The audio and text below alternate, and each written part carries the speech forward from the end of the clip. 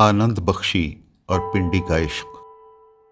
कहते हैं जिंदगी के सफर में ख्वाब और दर्द का चोली दामन का साथ है। एक के बगैर दूसरे का तसव्वुर नामुकम्मल है।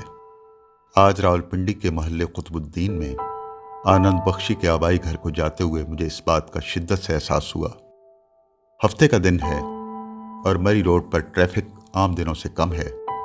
रावलपिंडी की मरी रोड पर अगर आप इस्लामाबाद की तरफ से आ रहे हैं तो कमेटी चौक से दाईं तरफ एक सड़क मुड़ती है जिसे इकबाल रोड कहते हैं। ज़रा आगे जाकर दाएं हाथ मुड़ जाएं तो आपके बाईं तरफ एक मस्जिद नजर आएगी। ये रावलपिंडी की मशहूर केलियां वाली मस्जिद है।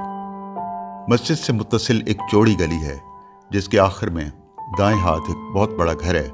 उसकी निशानी उसके टेरेस पर लगी हुई लकड़ी की खूबसूरत जाली है। ये कर्नल बख्शी का घर था। उससे एक घर पहले कोई खान साहब रहा करते थे। खान साहब के घर के बिल्कुल सामने एक 3 मंजिला इमारत है जहां मशहूर गीत निगार आनंद बख्शी ने जन्म लिया था। वो 1930 का साल था और जुलाई की 21 तारीख।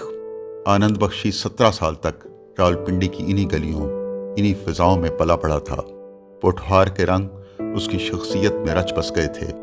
यहाँ के फूल, यहाँ की हवाएं, यहाँ के लोग, यहाँ के परिंदे, यहाँ की बोली और यहाँ की सकाफत उसकी शख्सियत का हिस्सा बन गए थे। पिंडी की गलियाँ, पिंडी का आसमान, पिंडी की सुबहें और पिंडी की शामें सारी उम्र आनंद बख्शी का पीछा करती रहीं और वो शोहरत के आसमान पर पहुंचकर भी पिंडी को याद करता रहा, उसके लिए नज़में लिखता रहा और उसे एक नज़र देखने के लिए तरसता रहा। पोठवार की सरजमीन को फौज की नर्सरी कह सकते हैं, जहाँ पर हर घराने का कोई न कोई फर्द फौज से वाबस्ता है। आनंद बख्शी की वालदा का उस वक्त इंतकाल हो गया था जब वो अभी 7 बरस का था। अब उसका दिल पढ़ाई में नहीं लगता था। घर में गुर्बत ने डेरे डाले हुए थे। यूं 8वीं जमात में स्कूल को खैर बात कहकर वो रॉयल नेवी में भर्ती हो गया। लेकिन कुछ ही अरसे बाद बहरी जहाज़ों पर बगावत के जुर्म में हिंदुस्तानी सिपाहियों को नौकरी से फारिग कर दिया गया। उनमें आनंद बख्शी भी शामिल था। फिर आनंद बख्शी फौज में गया, लेकिन उसका ख्वाब कुछ और था। वो तो एक गायक बनना चाहता था। वो जब भी सिनेमा में फिल्म देखकर वापस आता तो सिचुएशन के मुताबिक नए गीत लिखता और उन्हें खुद ही गाता। फिर आनंद बख्शी ने मोटर मैकेनिक और टेलीफोन ऑपरेटर के तौर पर भी काम किया और साथ ही साथ बम्बई में अपने शौक की तकमील के लिए कोशिशें जारी रखी, लेकिन कामयाबी की कोई सूरत नज़र नहीं आ रही थी। फिर एक रोज़ उसने वापस फौज में जाने का इरादा किया, क्योंकि उसके पास पैसे खत्म हो चुके थे और रहने का कोई ठिकाना भी न था। शहर छोड़ने का वक्त आ चुका था। अब वो रेलवे स्टेशन पर बैठा गाड़ी का इंतजार कर रहा था। उसकी जिंदगी का ख्वाब बिखरने लगा था। उसकी जिंदगी में अचानक एक मौजज़ा रूनुमा हुआ। उस रेलवे स्टेशन पर एक टिकट कलेक्टर जिसका नाम चित्रामल था उससे मिला।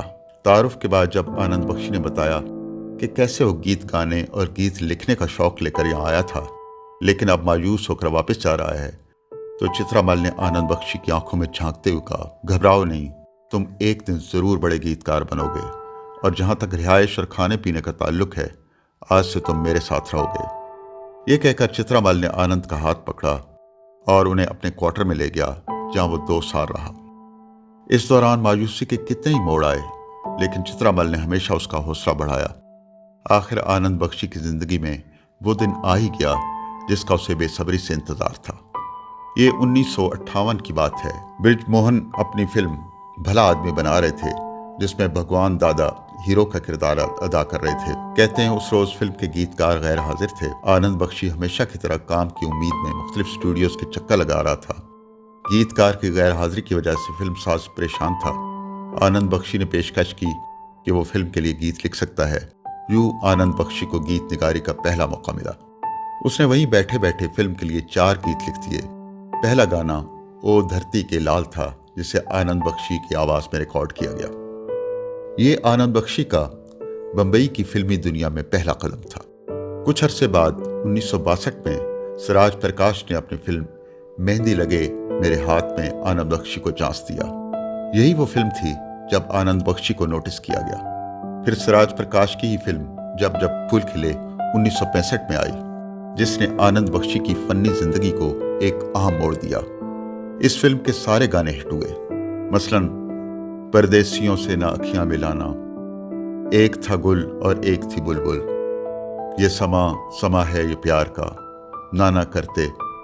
فلم جب پھول کھلے کے ریلیز ہونے کے بعد آنند بخشی کی شہرت آسمان کو چھونے لگی، اور پھر امالہ کی گود فلم کا گیت چاند سی محبوبہ ہو میری، کب ایسا میں نے سوچا تھا، اور 1967 میں آنے والی فلم ملن میں مکیش کی آواز میں آنند کا گیت ساون کا مہینہ پون کرے شور۔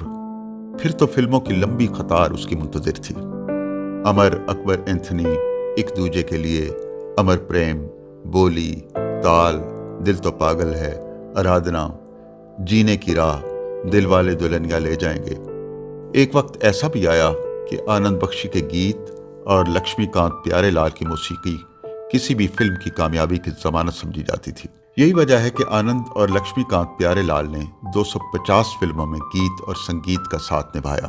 آنند بخشی نے بمبئی کی فلم انڈسٹری کے لیے 3,500 گیت لکھے اور 40 برس تک کامیابی کا سفر جاری رکھا۔ جب اس نے فلمی دنیا میں قدم رکھا تھا تو اس وقت چوٹے کے شاعر گیت لکھ رہے تھے، لیکن آنند کا کمال تھا کہ اس نے روایتی شاعری کے بجائے عام بات چیت کی زبان استعمال کی۔ یوں اس نے گیت نگاری میں فوک سٹائل متعارف کرایا۔ مثلاً رہنے دو چھوڑو بھی جانے دو یار، ہم نہ کریں گے پیار، اور پھر یہ گیت کیا ہوا، کیسے ہوا، کب ہوا، کیوں ہوا۔ یہی سادہ زبان آنند بخشی کی مقبولیت کا راز تھی۔ بہت کم لوگوں کو معلوم ہے کہ آنند بخشی نے کچھ فلموں میں گلوکاری کے جوہر بھی دکھائے۔